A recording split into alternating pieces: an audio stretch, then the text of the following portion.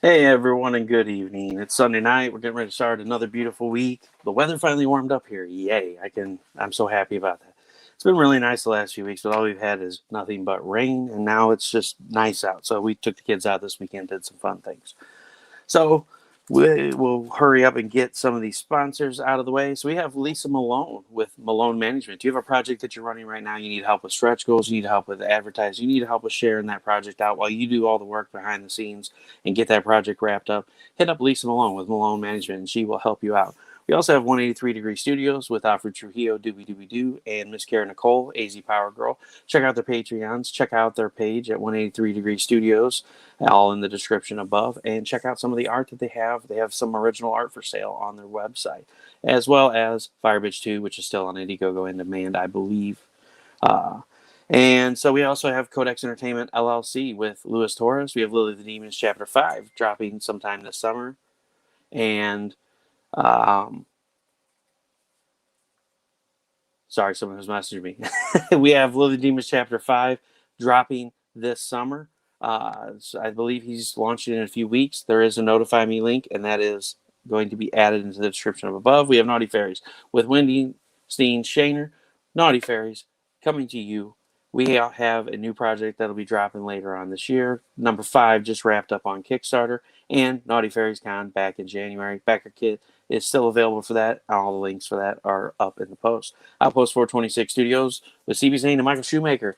Check out the Mighty Mite, which is live now. Link is in the description. And Black Rabbit will be dropping later this year. And last but not least, we have DPopp Customz with Dustin Poppins. So you have a print that needs to be just pimped out, lit up to hang on the wall. Hit up DPopp Customz and he can take care of you. Whether it's metal, paper print, photo print, whatever it is, he can set you up with something really cool. So without further ado, I'm going to bring out Michael Watson.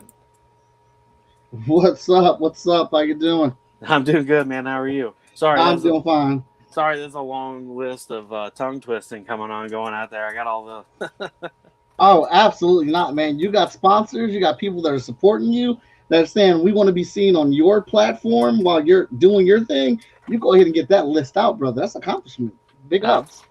Oh yeah, and they're all good people too. It's all good circles to be running in, and it's nice to promote others and feel the love. Yeah. So man, you've got quite a few projects. I've seen you kind of round and about, with Chat and Draw and some of the other stuff that you've done, and I've never really had a chance to do a live show or see a live show with you that talking about some of your roots and how you got into drawing. I've kind of caught them late in the act, so I kind of like to start out with talking about how you got into drawing and what your origin story is and all this.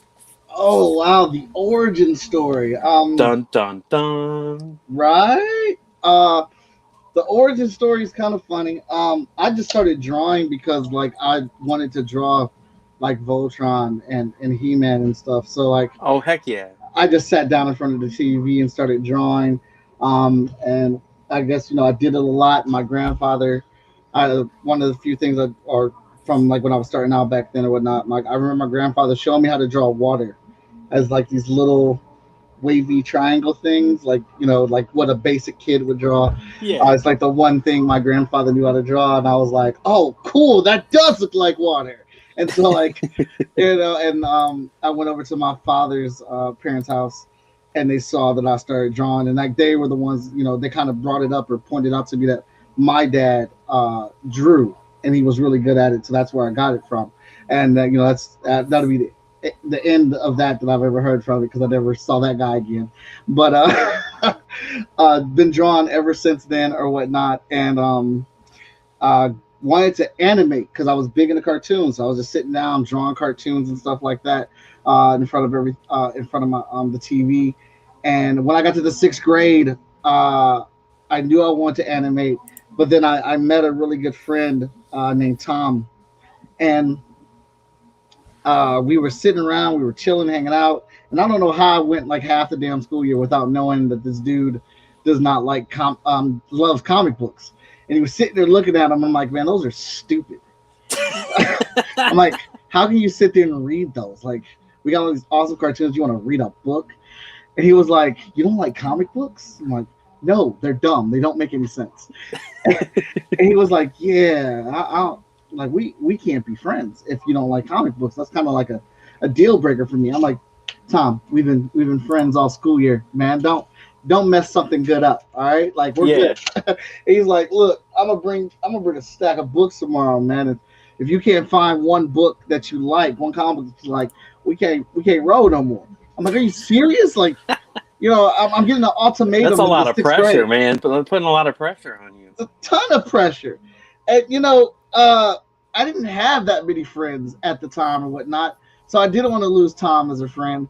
I took these books home and I started reading them, and I was like, oh my god, trash, trash, trash. As I'm flipping through them, and I finally get to X-Men number 17, and it's this band of merry mutants with these colorful costumes on, and they are in Russia in the dead of the snow fighting this dude called Omega Red.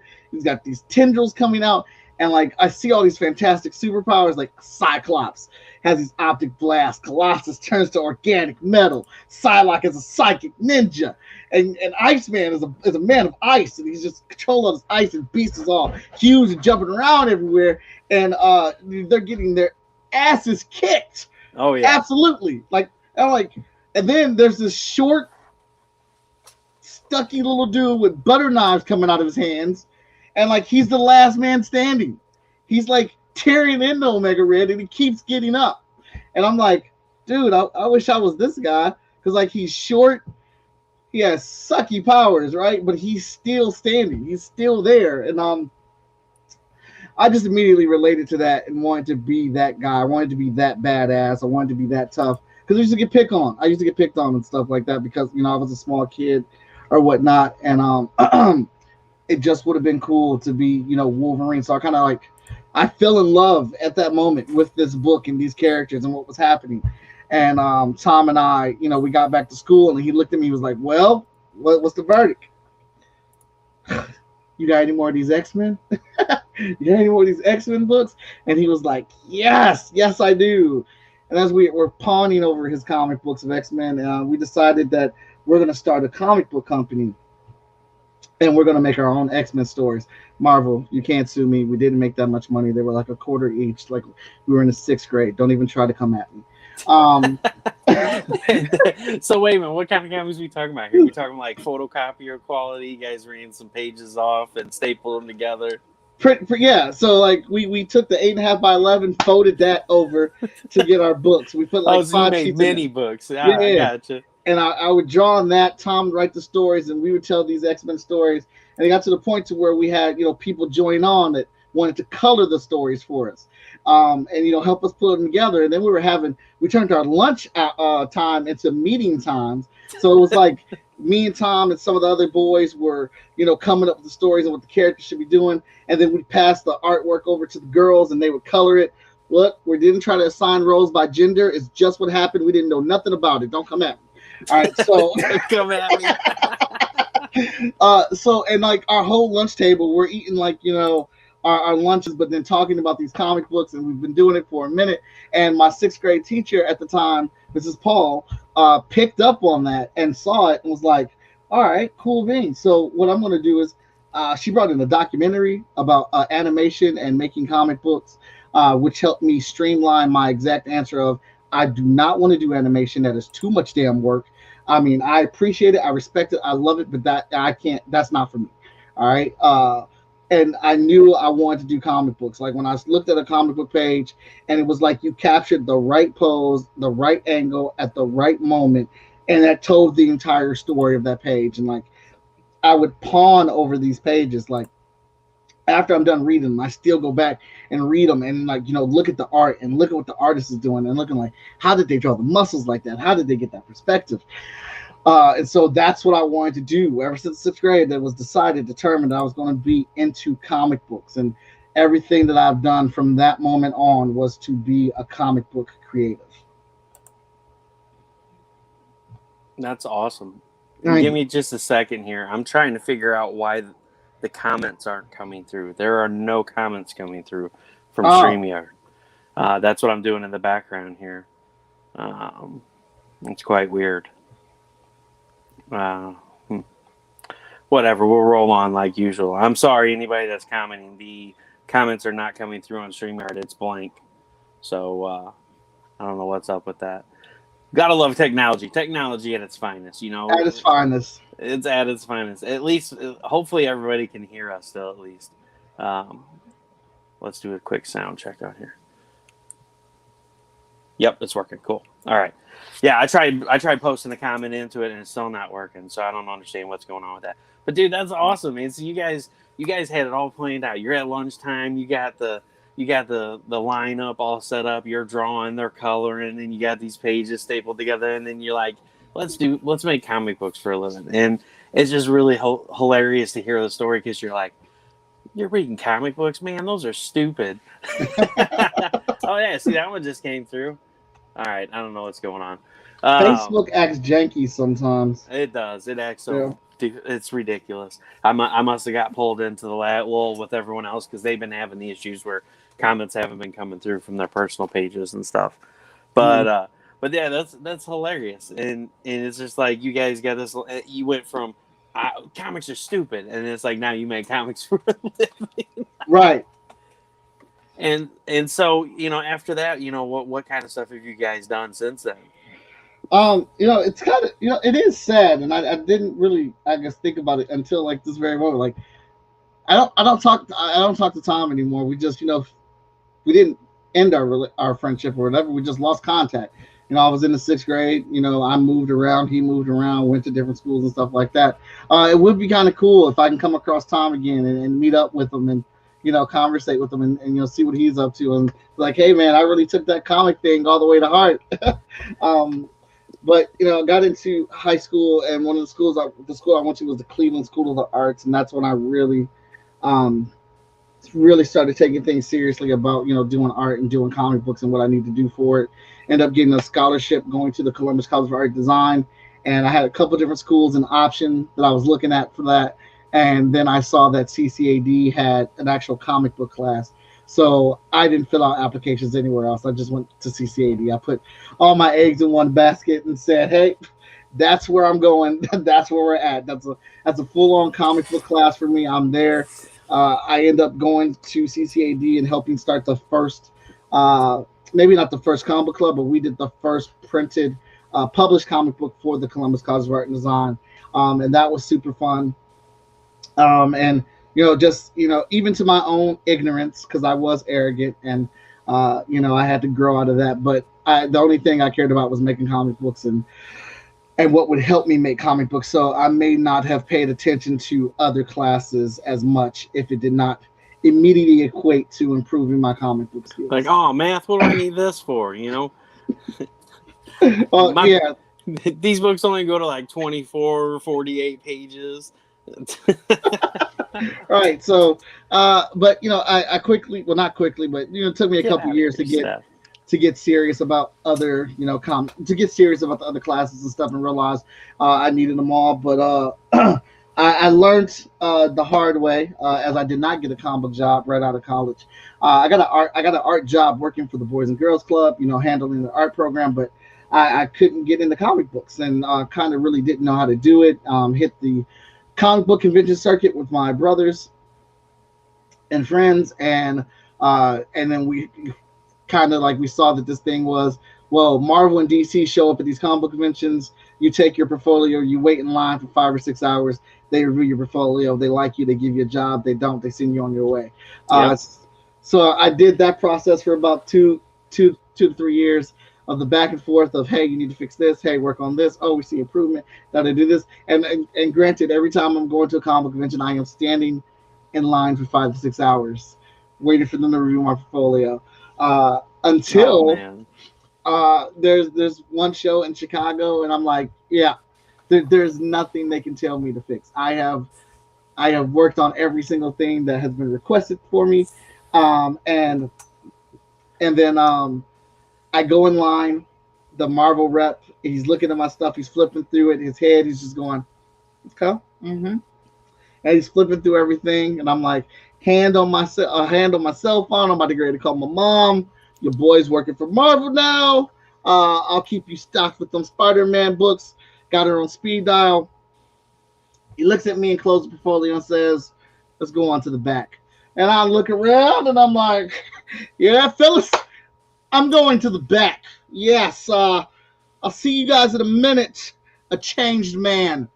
And I walk back here and he pulls up the folio again. He's looking at it and doing the same thing. And but now he's talking to me. He's like, "Yeah, man, I know you've been up here more than a few times, and you've definitely done a lot of the stuff that was asked of you. Your storytelling is really good. Your characters, your anatomy is really strong, stuff. But your style is really urban, and that's not necessarily a style that we're looking for at Marvel Comics right now." And it was like a sniper shot to my heart because I didn't know how to react to it. I didn't ask no questions. I was just like kind of frozen in that moment, and I just really wanted to get out of like, excuse me, let me ask you a question. Now, what exactly does too urban equate to? That's exactly what I should have done, but I just wanted to leave the room. I was just so disappointed and defeated. And after I left, the only thing I could equate that to was that when I draw black people, they look black. When I draw Asian people, they look Asian. My Latino people look like because I went to school in Columbus, Ohio, and Columbus, Ohio is a melting pot. So like, yeah, there is no one student in my school that looked the same. We were in there with everybody. Well, so, when you draw a character to be a certain ethnicity, you want them to look close to it. You want it to be realistic. You don't want to you don't want to be like the big two, where they meld all the different characters. They all look the same, and the same style. And so they're like, man, your work's too good. It's too realistic, and that's not what we're looking for. Yeah, so that's what I like to believe. That's how the story went. I can only assume, but I know now for sure that I wasn't ready to draw comic books at that time. When I look back at my skill set compared to what I'm doing now, technically I still feel like I'm in a constant state of improvement. That I'm still not ready for it or whatnot. But I went back home, talked to my best friend, and came up with this rule that I get one day to feel shitty about something the bad that happens to me, and then I got to get up the next day and figure out what we're going to do moving forward with that. And I just said I'm going to make my own comic books. I'll make Marvel and DC come to me. I'll take this urban style and see how far it gets me. And I've been just doing comic books ever since then, freelance work and all types of stuff. Man, that's awesome, and that's what I love to hear. And that's what my whole thing is all about. With Russ Explode Studios Books with Heart. The whole message with it is we all face adversity in our lives, and we all face challenges. And if you really truly love something, don't let excuses or anything stand in the way. You push through. You're like, man, this really sucks ass, but I'm going to push through. I'm going to create comics. I'm going to do them myself if I have to. And so here we are. So what I want to talk about the chat and draw a little bit. So how did that come about? Chat and draw. It is birthed right out of the pandemic. Steph's just ripping on me. I see Steph is going in. As far as chat and draw though, I go to a lot of comic book conventions. I go to about 20-25 shows a year, and comic book conventions was a third of my income. That's how often I went. And being faced with sitting at home with no comic book cons, I was like, well, what am I going to do? What am I going to do to even, supplement that third piece of my income? But how am I going to survive without comic book conventions? Because, going out for that weekend, those 3 to 4 days, I'd go there, basically set up my own little art apartment on the convention floor. I would, sit down and, meet my neighbors. We'd geek out. I'd have all these crazy, incredible conversations while selling and pitching my book. I'm presenting at panels and stuff like that. And I'm just sitting here trying to think, what can I do for an online experience that's going to be something similar to that?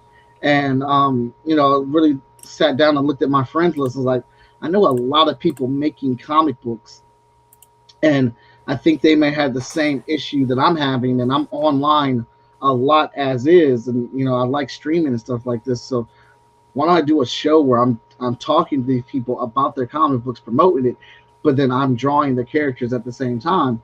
I don't really see anyone else doing anything like that. And I'm very comfortable with drawing on the spot because I do commissions at conventions, and normally the people with their conventions, they will sit there and like, hey, you mind if I watch, man? Can I talk? You know, you want to talk? And I was like, yeah, that'd be great. I don't care about having people look over my shoulder. And I guess that's from when I was in high school because we used to do battle art all the time, and a battle could happen anywhere in the school, whether it's in the hallway, the lunchroom, you know, study hall, or whatever. When someone calls you out, you got to pull out your sketchbook and be ready to draw right there on the moment. So, Man, that could get interesting. You got a couple people going number 2, and then all of a sudden it's like, I got your sketchbook. wait, I'm not ready. Can I finish this first? No, it's No. battle time. No, it's battle time. Slide your art under the urinal. But but I don't really feel any pressure to draw in front of people or anything like that. Plus, I was like, I need to improve on, you know, just drawing stuff that I don't normally draw. And we're becoming up on 150th episode, my next episode, and we've had horror, we've had thriller, we've had sci-fi, we've had traditional superhero stuff on there. And you know, I'm not very good at drawing guns, and Lori Foster and Unlikely Hero Studios always come on my show with a character with some fucking guns.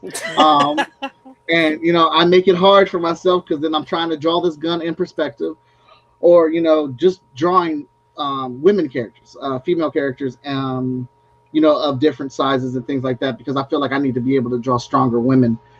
I need to strengthen my ability to draw women. So just all types of different characters and stuff like that. And a lot of people dig the show. And, you know, here we are 150 episodes later, just a little bit over a year. Man, that's awesome. And you know, it kind of plays into with my story too. You know, like in 2018, I tried to start art exposure.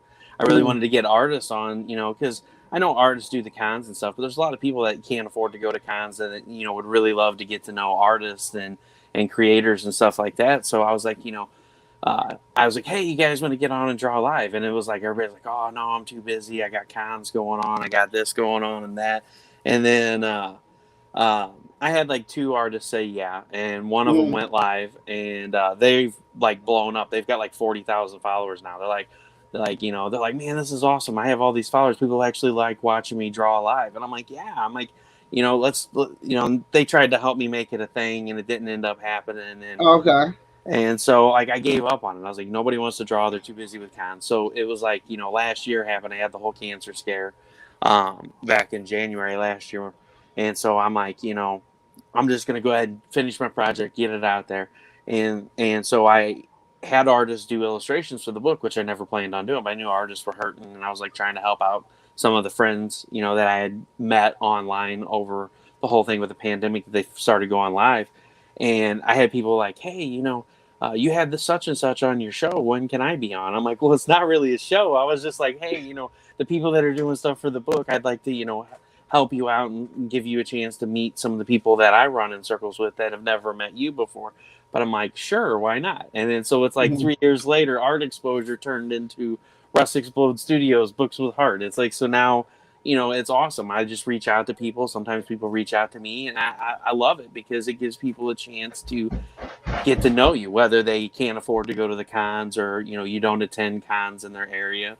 They like, you know, some of the stuff they see come from you, but they never get a chance to have that one-on-one interaction or to talk to you and say, hey, you know, what's your favorite comic book? What's your favorite series? Who's your favorite character? You know, which, you know, now we know that, you know, you like the X-Men. Wolverine was one of your favorite characters. He's like, I love this character. I'd love to be like him because, you know, I get picked on a lot. And this guy is resilient, you know. They're fighting and he's the last man standing, and he can stand up to anything. And, you know, it's really cool to get to meet people and take the time to sit down and talk to them. Because I tell you what, even though you go to cons, the bad thing is you may be in a line, like you said, you know, with your portfolio, 5 to 6 hours, and you get up there and they're like, what book would you like signed? And you hand it to them. You're like, oh, I really like this, you know, series. And you go to ask another question. They're like, all right, here's your book. Thanks. Bye. And you're like, but I wanted to talk to you like just for like 2 minutes. And so this really opened it up with COVID. Everybody was at home. They were bored. They didn't have anything to do. And it's like, you know, and it's really grown, and I love doing it. And I'm going to continue to do it as long as people will, are willing to come on, even if we just sit down and chat ourselves and people watch it later. You know, it's a lot of fun to get to know people.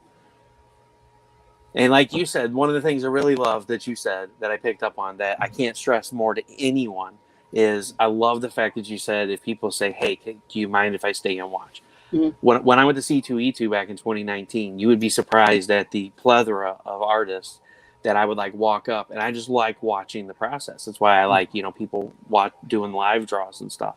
Yeah. And I would stay in there for like 2 or 3 minutes, and I'd be like, "Man, your work is beautiful. I love watching your line work. It's you do a fantastic job." And they're just like, "Meh, meh, meh." And you're like, "Whoa, whoa, okay, I'll move on. I'm sorry, And so it's great to hear that you're willing to let people stand and watch you and see the magic happen, because it's always great to see a blank piece of paper turn into a masterpiece, man. Yeah, I'm real big on that. I went to a show one time when I was first going, and I can't remember the artist's name, or I would definitely say it because I have no fear in saying it. But he was an artist for Wolverine. He had a real like messy, ballistic style. Like he was on it when like Omega Red and Cyber were villains for for Wolverine. I mean, his stuff was just crazy good. I really wish I could remember his name. I just haven't bothered to look it back up because he played me. Um, but I was at the show early, setting up my table, and I was walking around trying to get a lay of the land, and I saw him over at his table, and what I assumed to be his wife, which it was, and nobody else was around, and he was drawing, and I didn't want an autograph or nothing. I really just wanted to tell this guy, like, man, like your art's really dope, and it like really pushed me to get out here and draw and like try to take it to the next level. And as I walked up, she immediately coat checked me and said, "Excuse me, do you have like he's working right now?" I'm like, "Oh, okay, I'm so sorry. I'm not gonna interrupt this process, but I'm a big fan. I'm one of the vendors here right now. And just happened to see he was over here. I just want to tell him thanks because he was an inspiration for me." She's like, "You can come back and do that during his sketching time." And then I'm looking over at him.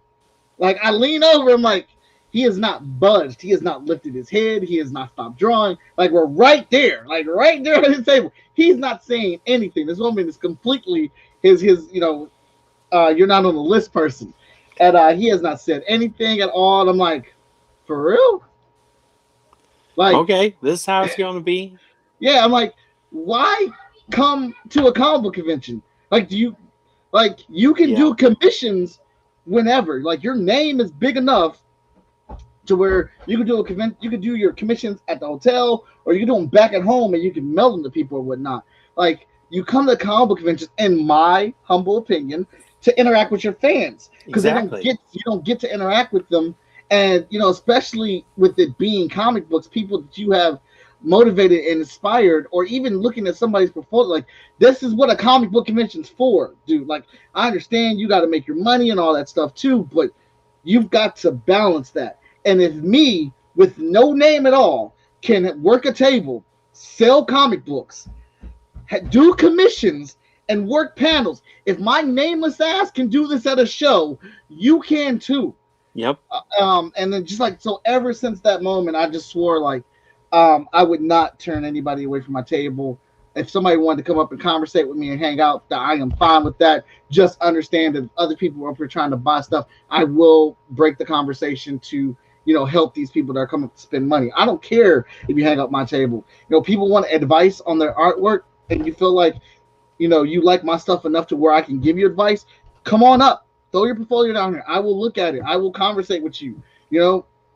It's just stuff like that. And I mean, I get it. It's not your responsibility. You don't have to do it or whatnot. But it's just like, why show up? Yeah, well, I mean, it's not your responsibility, but you should want to help other creators. That's what this is all about. Is helping each other, lifting each other up to be the best that we can be. And it's like you said, to walk up and just be like, hey, I wanted to tell you inspired me. And then to be like, oh, no, you come back during his regular time. That's insane. Steph said he likes your passion. Thank you, Steph.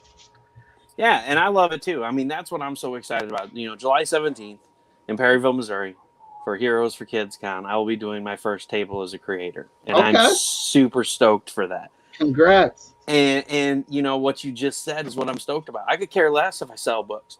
I just want to talk to people. I want people to come up and look at the book and talk to them about the book. And talk to him about the artwork and the artists that did it, and be like, oh yeah, I know Steph Wilson. He's a douchebag. No, I mean, he's a great guy. Love you, Steph.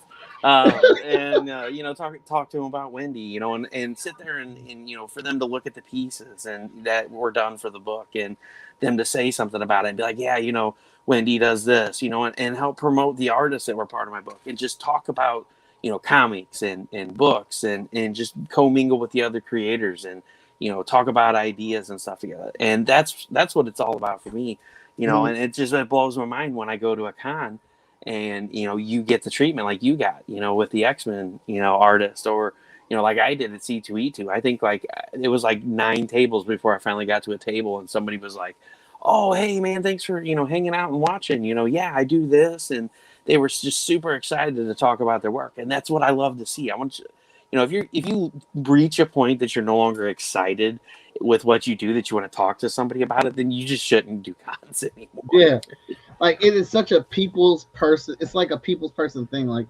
there was a one show I did. One of the actors of Walking Dead was just lifeless. So it was. I think it was a fan convention or whatnot, and I was brought on or hired to do Photoshop editing on the pictures. So we already had background set up, and we would quickly digitize the photo, swap out the background, put you with your star or whatnot, and the stars were just lifeless. I'm like, aren't you guys actors? Can you act like you're having a good time? I don't even understand. Like, it is a comic book convention. You did not have to do this. You did not have to agree to it. This is a chance for people to see you. They paid $300 to $400 for just 5 seconds to take a picture with you. You can act in a 45-minute show about zombies and shit, but you can't act and put a smile on your face and act like you want to be here with this person. It really bothered me. And I'm terrible with names. But then after that, like an hour or so later, one of the Doctor Who actors, he does not have an actual Doctor Who show, but I was told he was in the Doctor Who movie. He was like the medical doctor or whatnot in the army. I see this man coming down here. There's only like 2 people who have bought his pass for his photos, and one of these people is this young little kid who's fucking excited. I mean, he's got that little, what was it called, that screwdriver or whatever. He's got that thing and he's flinging it around and zapping because he's about to get a picture with Doctor Who. And I'm looking around for what Doctor Who is, and I see this gentleman coming down here, big ass smile on his face. I mean, you can see it from miles away. This dude is smiling, and he lifts up his coat. He pulls out that Doctor. I'm sorry, Doctor Who fans. I'm not into Doctor Who, so I don't know what it's called. I don't know what it's called either. I don't mean any disrespect. I think it's called a screwdriver. He pulls out this screwdriver, man, and he starts whipping and zipping and all this stuff from all the way down the hallway at this kid. And the kid sees it, and they're whipping and attacking each other. The dude runs down here. He picks the kid up. And they're all like playing. And he's like, are you ready to get some photos? And the kid's like, yes. Like, the kid's so freaking happy. Yeah. Right? And so they get in there. They're warmed up. Like, some of the best photos of the freaking day between this guy and this kid. And I got to edit them. And as they get finished, he's getting ready to walk away. And I said, excuse me, sir. I know you're real busy, but I just wanted to show you one of the photos that I edit here. And he came over. He looked at it. And he was like, oh, that's great. It was just an awesome picture. And I was like, dude, that's awesome. I just want to let you know, like, this is what people come here for shows for. And I know you don't know me or whatnot. I'm just the photo edit guy, but I respect the hell out of you for what you just did for this kid. Because that was incredible. And this dude's like, he's like, oh, dude, that's no problem at all. Thank you so much. I appreciate that. It's kind of like I'm here because of him. Like, I wouldn't be here if I didn't have fans. I wouldn't be here if people didn't want to see me. They call me, I'm in England, and they fly me over, put me up in a room to come down here for people to want to talk to me and take pictures. So, yes, I am going to be very, very happy and excited to be here. Because I wouldn't be here without these people. And I'm like, exactly. Exactly. And then you get these guys like I seen the other day. A high up artist posted they were at a con. I don't remember who it was, but the post has kind of been circulating. But he was at one of the high up cons, and a little kid walked up to a table and had like $50, and that's all he had on him. I And saw that. he bought that variant cover and asked him to sign it, and he was like, "Oh, you're gonna have to pay for that." And it's like, I'm like, really? You had somebody that just dropped $50 on a cover for you? That was probably a comp cover that you didn't even pay for, and you're gonna make this kid that just saved his money for like his birthday and mowing grass and taking out the trash for like 4 months because he probably makes $12 a month on an allowance, Right. and he just come in and dropped that money and told you how much he loves your work, and you're gonna be like, you have to pay for a signature. I mean, it takes 5 seconds of your time, and people need to realize that, and I love that we got on that subject, is people need to realize to be humble and appreciate your fans. And it's moments like this that will make or break you, because somebody sees that happen and they're going to call you out for it.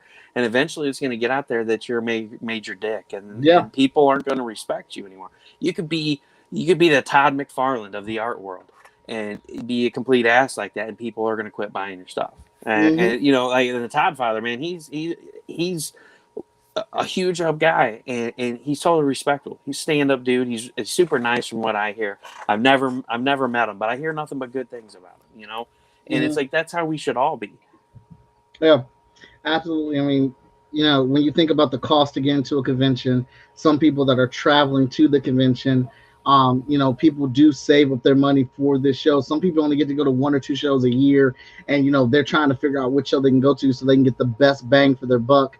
And those packages cost anywhere from $300 to $500, and it's like, I know that's like a drop in the hat for you, Mr. Big Star or whatnot, but like, and I'm not saying everybody is like this. It's just one experience that I had at the show that I did not like, that was easily saved and fixed by Doctor Who. But like, act like you want to be here. Like the Being Human cast. Oh my God. The Being Human cast from the Sci-Fi Channel show, the American version, they are amazing. Like, we had a very specific plan. Like, you're going to come in, you guys are going to stay in this pose, we'll have them go next to you, and we're going to edit out the background. Because, like, they had the most people sign up for their photos, right? So we had to be able to get them, go. Swap out the background, because they could choose from like 3 or 4 different backgrounds, and we needed them to stay as static as possible so we can edit them out and put them in there. They came in the room and told the photographer, my boss, we're not doing that. We're going to do whatever the fan wants.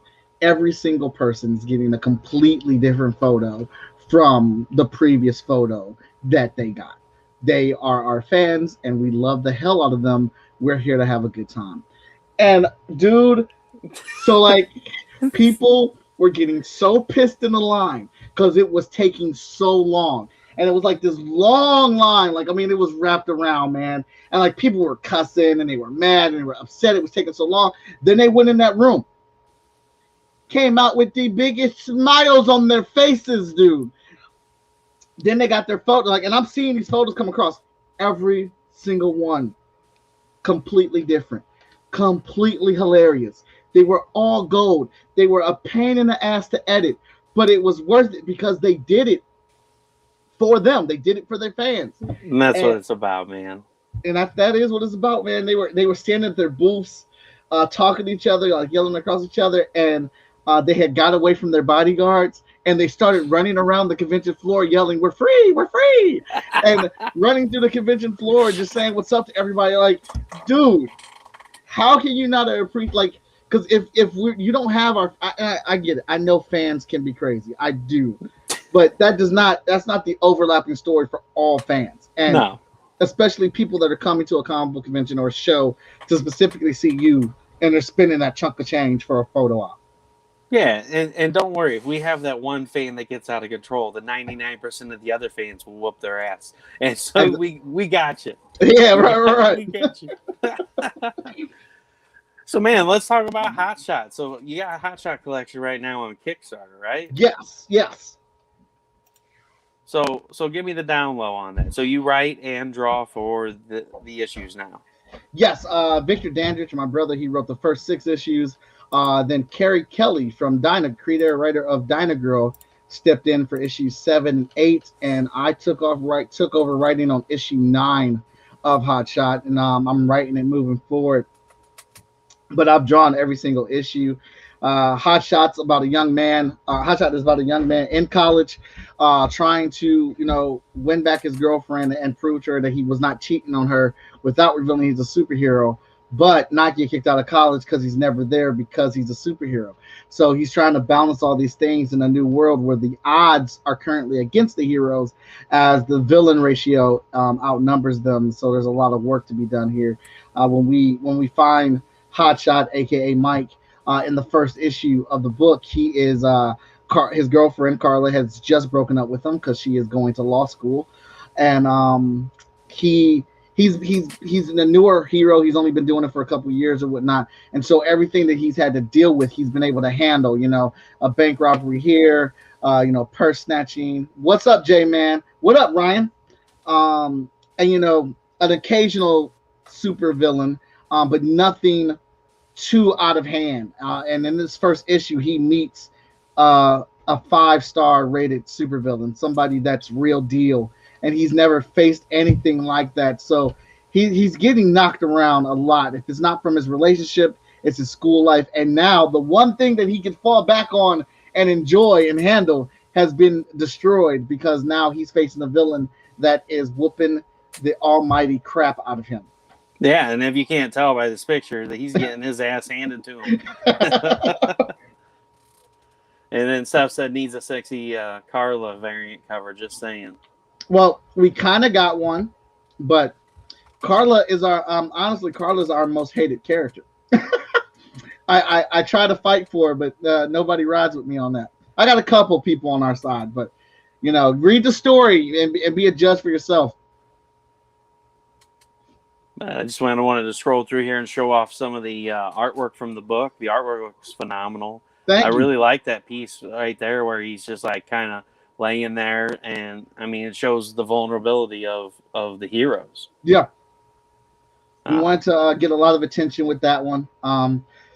Because he does, I'm a big Spider-Man fan. I love Invincible. I love Naruto. So I'm not afraid to kick my hero's ass. So, it will happen from time to time within the book. He's going to earn that mantle, and it's not going to be easy for him. And then there's all the awesome covers. Yes. HOTSHOT is 10 issues out right now and available. The Kickstarter is collecting Trade 1 and Trade 2. But the Freestyle Comics library is a total of 19 comic books out right now, which we are all making, which we have made available on this Kickstarter as add-ons, or there's certain tiers. Like level 15 will get you HOTSHOT Volume 1, HOTSHOT Volume 2. It'll get you the 0 issue lettered, and it'll get you the number 9 issue, plus all the other FSK comic books in one bundle. Nothing better than getting the catch-up tiers. Yeah, and I'm glad you said that, because that's exactly what that's what this Kickstarter is. This is your ticket for the Freestyle Comics train ride. As we have a very aggressive release schedule coming out over the next year and a half of 8 new comic books that will be dropping, and HOTSHOT being our flagship book. It's the first series to get a trade. We decided we're going to do both trades, just not to waste any time. Have a good one, Steph. Thanks for coming out.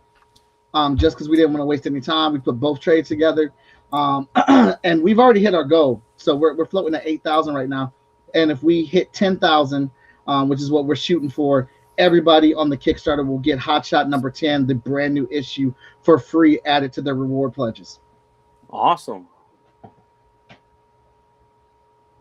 So how many issues do you plan on running HOTSHOT as far as the storyline goes, just for this arc alone? Well, the arc that I'm doing right now is 4 issues. Then we have 2 one-shots planned, and we go back into another another 4-part story arc. But HOTSHOT is actually planned and plotted for 100 issues. We have a beginning, a middle, and an end with the series and whatnot. And about 50 issues are plotted out pretty detailed wise as we know what's going on. It's been like that for a while, but now as we are, releasing the comic books, as we made some progress, we do make some changes. We have cut some stuff out and replaced it with certain things or whatnot. But we do have a definite end for Mike, aka HOTSHOT, in the series. Awesome. So what other kind of stuff were you into growing up besides, so you were never into comic books. So obviously you had another hobby outside of comic books until you met Tom. So what other kind of stuff did you enjoy? Oh, man, I was actually pretty physical. I was outside playing football, kickball. Those were my 2 favorite things to play as a kid. Loved riding my bike. But big video game guy. Yeah. Back then it was, Sega Genesis and Super Nintendo. Yeah. That's what I'm talking about, man. That's what I grew up on. Yeah, Sonic was probably my favorite thing on there. And I started drifting over to it was Joe Montana football. Then it became John Madden or whatnot. But just drawing all the time. Outside of that, I had a bunch of toys, so I was a big toy kid, played with them a lot. And, I didn't set up displays for my collection like I do now or whatever, but I used to take, I had a little carrying case, so I used to have a set of toys that, I always took outside to go play with or go over to my grandparents' house or a friend's house or whatnot. Turtles were the big thing for me back then or whatnot. Just, I would say basic kid stuff, Man, the turtle toys were so good when we were kids too, because we had the good shit. You had the turtle bus that had the freaking motorized pizza launcher on the top, and sucker could throw some pizzas too. You can stick them into the freaking drywall, man. You're like, and you're like, damn, where'd that disc go? You go in there and you'd find it stuck in the wall. The turtle blimp, with the big ass balloon and the turtles on there. Had the turtle sewer. I was a big turtle fan. The one toy I never got. And I think my mom just said it was just too much, because when she bought me toys, I wouldn't get toys except for on Christmas. Oh yeah. Like on my birthday, I would get a couple of video games, but on Christmas, I would get toys. And the thing with the toy is that on Christmas, it was whatever cartoon I was into the most, I would get the whole, at the time, the whole toy set collection. Yeah. Yeah. But that's all I would get for Christmas. So that one year it was Turtles. The year before that, it was Ghostbusters or whatnot. So I had to make myself stretch out and last or whatnot. But yeah, man, toys are really cool. And it's such a shame too, because we look back at all of our collections that we had growing up, and our moms would be like, all right, he doesn't play with these anymore, and in the trash or in the yard sale they would go, and it's like, now here we are 36 years old, sitting here going, man, I could retire right now for what half of the toys that I had sell for. I know. It's like, it makes you sad. It makes you sick. Tears, big salty tears of sadness. And it's like, now you see the toys on eBay and you just reminisce playing with it. And you're like, man, I'd love to have one of those again. And you go look at it, it's like $800. And you're like, yeah, nope, I'll just reminisce. I used to play with this. So what's your favorite character to draw? I don't necessarily have a favorite character to draw. I just like to draw a bunch of stuff. But because the characters that I really, really enjoy are the hardest characters for me to draw, because I like them so much. So I'm very, very specific about how I draw them. So when I make prints, I can't just shuckle out art just for the sake of having enough prints at my show. It has to come natural for me for characters that I really like.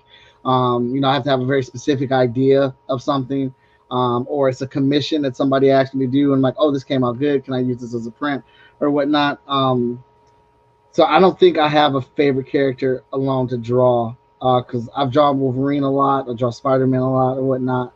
But they all have their annoyances and their things that I enjoy. But if I had to actually sit down here and try to think about that, it would be no one. I just like drawing in general, and and I think I just like drawing comic books the most, as in the story, adding the panels and things and stuff like that more so, because it's like a problem to solve. It's not just like a one-time pinup or something like that. When I'm drawing pages, I'm really trying to say what I'm trying to find the best camera angle, best angle to do the story.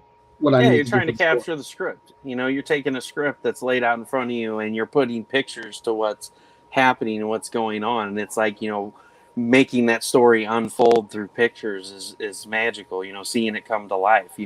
It's one thing to sit there and look at a comic book script of characters talking to each other and this is happening and then this happens and oh man, there's this huge explosion and then you get excited because you're like, oh man, I get to draw this like full page, like explosion stuff flying everywhere. Hmm. It gets exciting. Yeah.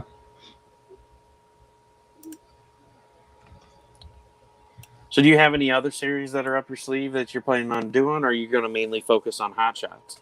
Oh no, we have 4 titles outside of Hotshot, and we have 3 more that we're going to be dropping. Vigilance is the world's strongest superhero. She works for the government full time, without a secret identity, but she has amnesia, and she's starting to realize the government's lying to her about who she really is. One of my brother's kids drew this image of Vigilance. She's a big fan of it. Oh, that's cool. So I keep that over here with me or whatnot. But we also have Heroes International. Heroes International is the world's premier superhero team. They're just like your Avengers or your Justice League, with one key exception: they suck. They're the worst team ever put together. Uh, then we have Emerald Quest, which is a fantasy book. It's like Lord of the Rings and X-Men put into a basket. It's about a young girl named Marky who is a military savant. She is tactical. She can master any weapon. She knows all forms of fighting, and she's just like a tactical genius. She's 15 years old, and she's the youngest general in the army. And no one knows where she came from or who she is, but the story is going to tell you who she is, where she comes from, and where she is going. Then we have Cipher, which is more of a jambalaya of short stories, 2 to 3 short stories per issue. We use that book to introduce new characters or continue stories from guest star characters or whatnot. We get to experiment and play with that, short stories and things like that in that book. Then we have Taijutsu Gates, which is coming out later this year. Zero Event number 1, which is dropping later this year. And we have the Source Book, which is our own version of a character book, which has secret files and information about the characters of the world of freestyle comics. So we've got some titles. We definitely have expanded. I've always wanted to have a comic book universe where our characters can interact, so we can have big crossover events, which is what we're working towards right now. Our first big one, but it actually does not take place or start till Hotshot 20. But we are dropping the breadcrumbs for this since issue. So you're building it up. Yeah. Man, that's awesome.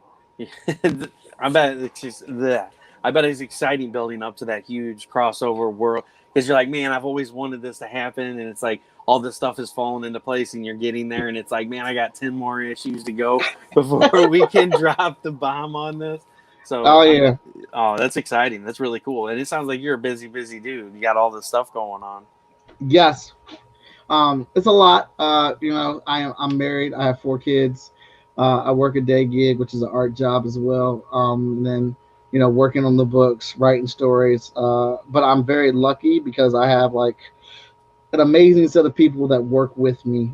Danny Cooper, who's editor in chief of Freestyle Comics, kind of does the day-to-day stuff with FSK, but he also helps me out with the plotting, where things are going with the stories overall. We have Veronica Smith, who's our associate editor and our head colorist. Lori Foster, who we brought on as an inker, but she's been helping us out with a lot of stuff as well. Victor Dandridge, he's kind of just like, he laid down the foundation of Freestyle Comics that we're still eating off of today. Like I said, he wrote the first 6 issues of Hotshot, but we kind of go back and forth with him. He's like the watcher of the Freestyle Comics universe. So, we'll go over future ideas and schemes with him. It's great to have him back because he did write Zero Event, which is a gem that he dropped in Hotshot number 3. which people have been asking about, and so now we're finally going to start answering those questions for people with this book or whatnot. But I've got a great editorial team. People that are working on these books. Shaggy, Jerry Faye Menard, Stephanie Menard, Alyssa Sanchez, LaShawn Colvin, Andrea Smith, Haley. Uh, I mean, it's just a ton of people, and I'm probably forgetting somebody right now, but um, I would not be able to make the books that I make or be where I'm at with these books if I did not have the team of people that I have with me. People that were used to be with us that aren't with us anymore, and people that are currently with us now. A lot of our production value and where we're at with comic books comes from this really awesome team that I get the pleasure of working with. And that's awesome. And I want to stress the fact and go back to the best part of indie comics and doing comic books for yourself was the fact of what you said is the fans asked and we're answering those questions. Yeah. That's the best part because, being an indie comics, people always ask, what's the number one reason why, you want to be an indie publisher or you want to be a indie comic creator, an indie book writer. And it's because if the fans want something, we can give it to them. We'd be like, all right, hey, we have 100 people that say, hey, I want this. You make it for them. You don't have to go to a publisher and be like, well, I had these people ask me if I could do this with my book or my comic or make this, and they'll be like, no, we don't like that idea. And then your hands are tied. But, Yeah. That's the great part about it. Your fans are asking for this, and so you guys are going to be able to deliver on it because it's in indie comics, man. I love it. So I know you're a busy man. I'm going to give you a chance to, get the big screen, tell everybody who you are and where they can find you, and give them one last elevator pitch for Hotshots, if you would, please. All right, cool beans. All right, so as you have heard, if you've been watching this show, I'm Mike Watson. I'm the founder and publisher of Freestyle Comics, the most enthusiastic person in comics, aka most epic art. And we have a hit Kickstarter going right now for our flagship title series, HOTSHOT. This book, outside of my personal bias and thinking it's amazing, it's one and far and few between within indie comics is that we have 10 issues of this comic book out right now. This Kickstarter is basically an eat as you want series. You can jump right in with the first issue, or you can get all 10 issues and binge it immediately. But knowing that the 11th and the 12th issue are virtually done. Like, those books are in our hold, they're getting colored, they're being lettered. There's more content coming with HOTSHOT. Plus, if you like HOTSHOT and you want to read our other books, we have 4 other titles out currently right now, which is bringing us to a total of 19 different comic books you guys can read. And they're all accessible on this Kickstarter. It's about a young man trying to win back his girlfriend and prove to her he was never cheating on her. He was just a superhero, but he can't tell her she's a superhero because that ruins the whole superhero rule, right? But at the same time, he's trying to juggle college. He's trying to juggle his friendships, his family at the same time. And these are all things that we can relate to as people because these are things that we do. Just replace superhero with work. Replace superhero with family. You know what I'm saying? That big thing that takes up a lot of time in your life that you are very committed to, you happen to be a superhero in it. And that's how I feel that you'll be able to relate to HOTSHOT because we're all superheroes in our own aspect, and that's what he's dealing with and trying to balance. So, please hit up freestylecomics.net. That's where the Kickstarter is. It's still going for about 17 more days. You can find me as Most Epic Art on all social media platforms. And thank you for your time. I appreciate it.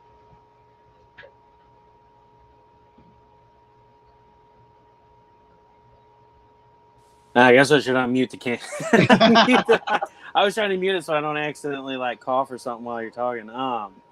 So yeah, man, thanks a lot for being on. I really appreciate you being on. It was a pleasure talking to you and chatting about your project and some of your inspirations and how you got where you're at. Because that's a lot of the things we don't ever hear about creators. We see them talk about their work and what they're doing right now, but we don't see where they came from. And I love having the chance to talk with you guys about that. So thanks so much for being on and chatting about your life and your project. And I hope to have you back for another project. Yeah, absolutely. I enjoyed it. You asked some good questions and some stuff that I don't get to talk about, so I really appreciate it. That was a nice little casual talk through that we got. You handled yourself very well in there. And Yeah, definitely. I'd love to have you back on, man. So I'm going to kick you back to the green room. If you want to hang out for just a minute, I'll be right All right. back. Have All a good right. night. Mhm.